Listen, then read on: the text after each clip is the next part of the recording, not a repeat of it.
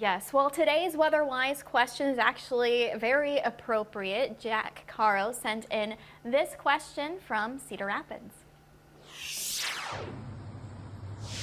Why does the wind blow?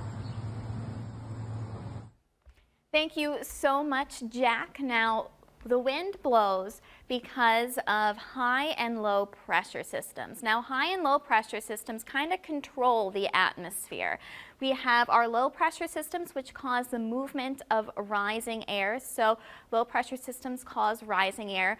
High pressure systems cause sinking air. So the movement of the air because of the high and low pressure system is what causes the winds. Now, what develops the low pressure systems, the differences in pressure we find in our atmosphere, is actually because the sun doesn't heat the earth all the same way. The sun will unevenly heat the earth. That causes those high and low pressure systems. The other thing with high and low pressure system is that air and wind move differently around each.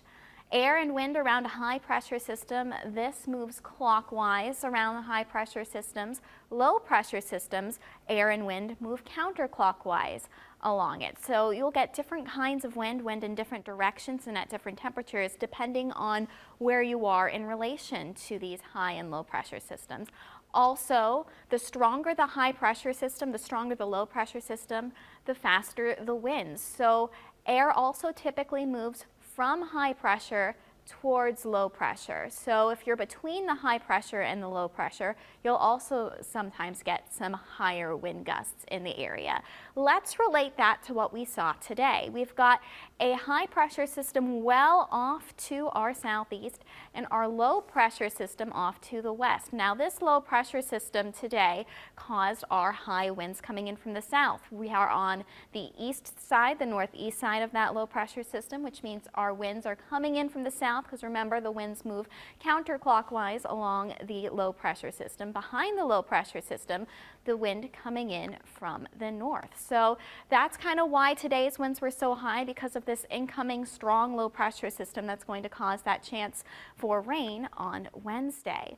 Now, here's a look at some of those peak wind gusts we had today. We had up to 45-mile-per-hour wind gusts in Cedar Rapids, 39-mile-per-hour winds in Waterloo, 40-mile-per-hour peak winds in Dubuque today. So we do know that that low pressure system is pretty strong because we're seeing some of those high winds.